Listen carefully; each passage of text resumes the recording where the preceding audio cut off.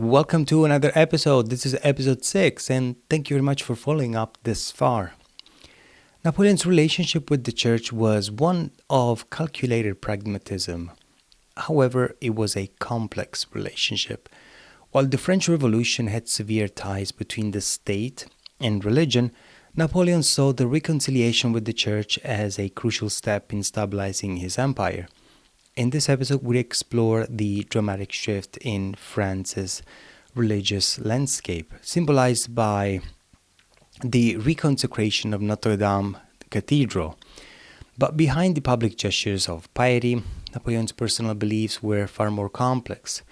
Was his alliance with the church a genuine act of faith or a strategic move to solidify his rule? In order to fortify the alliance between the state and the church, Notre Dame Cathedral became a symbol of this reconciliation. Closed and desecrated during the Revolution, its statues of kings were initially decapitated. The cathedral was reopened, restored, and reconsecrated under Napoleon. In 1802, the grand ceremony of its reconsecration took place, marking a dramatic shift in France's relationship with religion.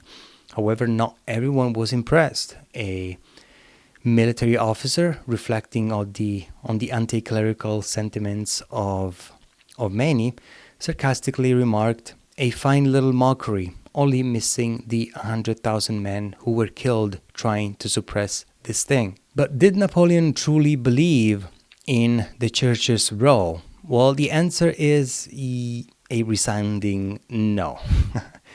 Napoleon was a vague deist, acknowledging the possibility of a supreme being but harboring no personal religious convictions. In fact, he viewed the church's official recognition by the state as a liability, predicting it would diminish the church's influence, as he once cynically remarked. Do you know what the Concordat really is? It's the vaccine for religion. In 50 years, it will be gone from France.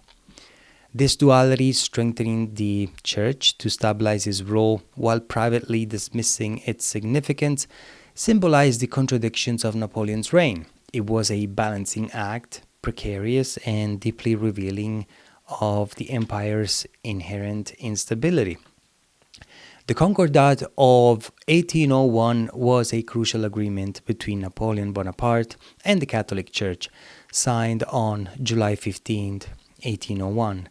To resolve the conflict between the French government and the church that had emerged during the French Revolution.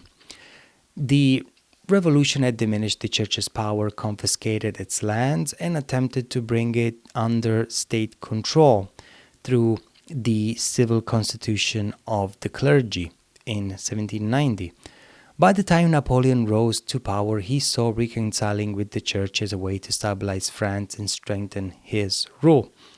The Concordat recognized Catholicism as the religion of the majority of French citizens, though not as the official state religion. The French government gained the right to nominate bishops, who would then be confirmed by the Pope, giving Napoleon influence over the church in France. While the church's lands were not fully restored, priests and bishops were provided state salaries, re-establishing the church's influence in certain areas. Civil marriages conducted by state officials were also recognized by the church, reinforcing state control over legal matters. For Napoleon, the Concordat was a pragmatic political tool to consolidate power and foster peace with the Catholic majority. Despite its religious nature, he saw it as a measure to limit the church's influence over time. His lack of personal religiosity was evident in his remark that the Concordat was a vaccine for religion. And he also said that it will make the priest less dangerous and more manageable. Napoleon believed that while the church could be useful in maintaining stability, its power would gradually diminish. He even predicted that religions would eventually fade from French life. Though he believed in the idea of God, Napoleon viewed religion as a tool for governance, stating, "If I had to govern Egypt, I would have no problem becoming a Muslim. Napoleon was a man full of contradictions, constantly shifting between different views. On one hand, he would say something must exist, and on the other, he would claim we need it. He believed that religion played a crucial role in society, famously stating, "Religious is what prevents the poor from assassinating the rich." After his Egyptian campaign, Napoleon openly declared, "There, I told them I was a Muslim too." In an 1800 speech to the Council of State, he explained his pragmatic approach. "My policy is to govern men as the majority wants to be governed. By becoming Catholic, I won the war in Vendée and crushed the counter-revolution in the deeply Catholic provinces of the West. By becoming Muslim, I established myself in Egypt. If I governed the Jewish people, I would rebuild the temple." Well, as you can see, there is a clear contradiction here. Just try to make people happy and say what they like to hear. Napoleon was a highly skilled at tailoring his message to his audience. During the Egyptian campaign, he even wrote letters to Egyptian religious leaders, including sheikhs, expressing his admiration for the Quran's principles. He wrote, "I hope the moment will come when I can gather all the wise and learned men of Egypt and establish a uniform regime based on the principles of the Quran, which are the only true ones and capable of bringing happiness to man."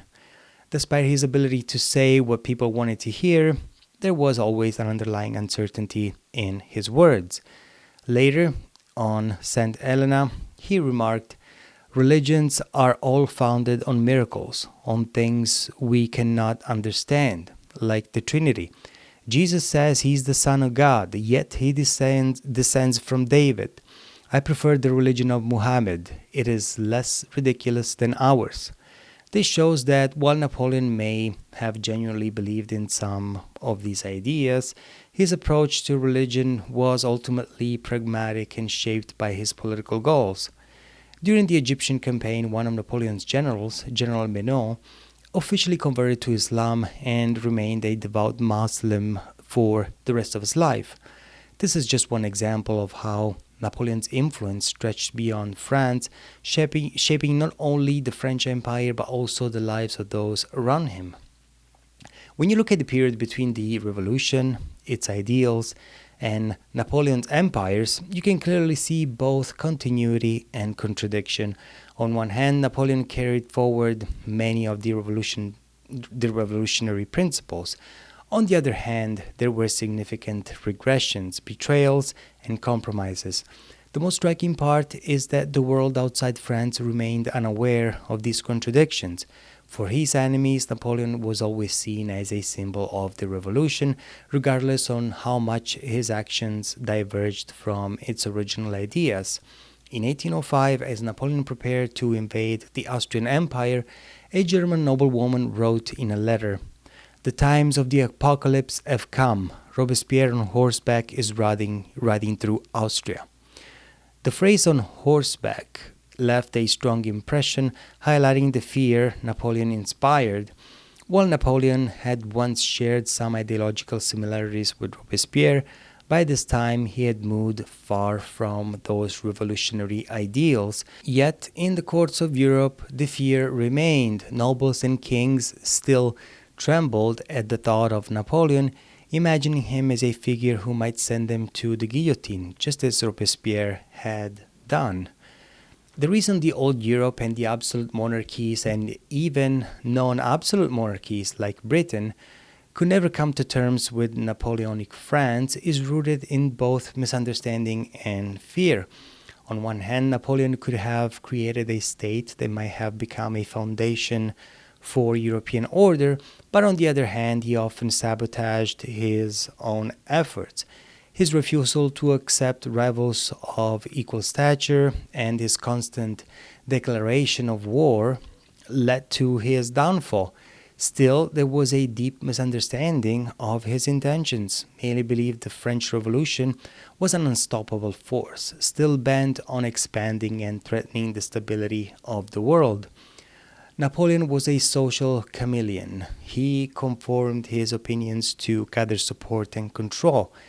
As we saw, he publicly embraced religion while privately dismissing its significance. Was his alliance with the church genuine? As we've seen, it was probably not. And next time we'll explore the delicate balance between his ambitions and the religious forces that shaped his empire. Thank you very much for following once again, and I will see you next time. Bye.